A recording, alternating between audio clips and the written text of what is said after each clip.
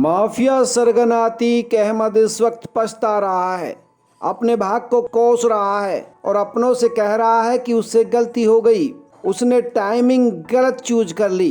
दरअसल माफिया अपने दम पर लोकसभा और विधानसभा पहुंचकर अपने आप को सबसे ज्यादा ताकतवर मानने लगा था और उसको ये पता नहीं था कि उसकी एक गलती उसके और उसके परिवार के लिए बहुत बड़ा खतरा पैदा हो जाएगा और इसीलिए उसने राजूपाल हत्याकांड के मुख्य गवाह उमेश पाल को दिन दहाड़े मरवा दिया। लेकिन उसका ये दुस्साहस उसके और उसके परिवार के लिए बहुत भारी पड़ रहा है।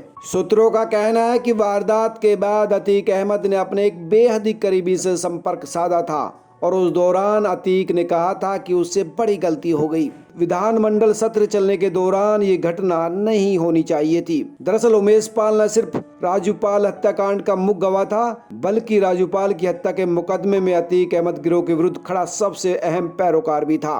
हालांकि पुलिस इस प्रमुख वजह के साथ साथ उमेश पाल की हत्या के पीछे के दो दूसरे कारणों की भी छानबीन कर रही है, क्योंकि जांच में ये बात भी सामने आई है कि उमेश पाल ने कोर्ट में अतीक अहमद के विरुद्ध अपनी पैरवी को ढीला करने के बदले 5 करोड़ रुपए लिए थे और बाद में वो मुकर गया था। पुलिस को अभी इसका कोई पुख्ता प्रमाण नहीं मिला है, लेकिन पुलिस ने कई लोगों से इसे लेकर लंबी पूछताछ जरूर की है और इसके अलावा उमेश पाल लगातार अपना रसूख भी बढ़ा रहा था और कुछ विवादित जमीनों को भी लेकर उसकी उम्मीद अतीक अहमद से ठनी हुई थी।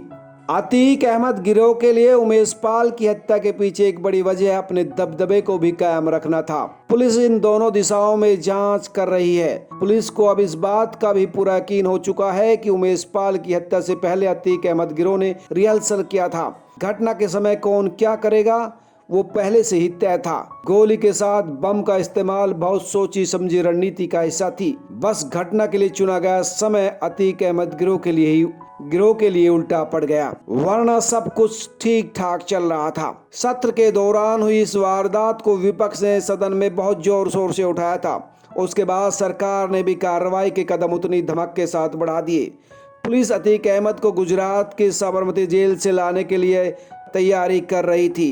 हालांकि अतीक के वकील ने इसके खिलाफ सुप्रीम कोर्ट में याचिका भी दायर की है, लेकिन उत्तर प्रदेश पुलिस बहुत तेजी से इस ओर बढ़ रही है। घटना के बाद विवेचना के पर्चे काटे जाने के साथ ही अतीक के विरुद्ध साबरमती जेल में जल्द वारंट भी दाखिल कराया जाएगा। इसके साथ ही प्रयागराज पुलिस गुजरात कोर्ट में उसके पुलिस रिमांड के लिए प्रार्थना पत्र दाखिल करेगी। पुलिस जांच में ये भी सामने आया है कि उमेश पाल की हत्या के बाद गुड्डू मुस्लिम और गुलाम समेत वारदात में शामिल अन्य शूटर पहले भागकर सैदाबाद क्षेत्र के एक स्थान पर इकट्ठा हुए थे और उसके बाद सब अलग अलग हो गए थे। घटना से पहले भी पूरी प्लानिंग में केवल 3 लोग ही शामिल थे।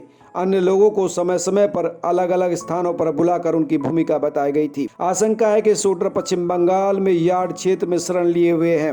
हत्यारों की तलाश में एसटीएफ, प्रयागराज व अन्य जिलों की 15 से अधिक टीमें लगी हैं। अब निगाह अगले एनकाउंटर या कार्रवाई पर है। दोस्तों, आप इस पूरे घटनाक्रम पर और उत्तर प्रदेश की कार्रवाई पर क्या कहते हैं, अपना कमेंट लिखकर जरूर बताएं। अगर आपको ये खबर पसंद आई हो तो इसको लाइक करें और साथ ही अपने दोस्तों के साथ शेयर भी करें। और अगर आप चैनल पर पहली बार हैं तो इस चैनल को सब्सक्राइब करना ना भूलें।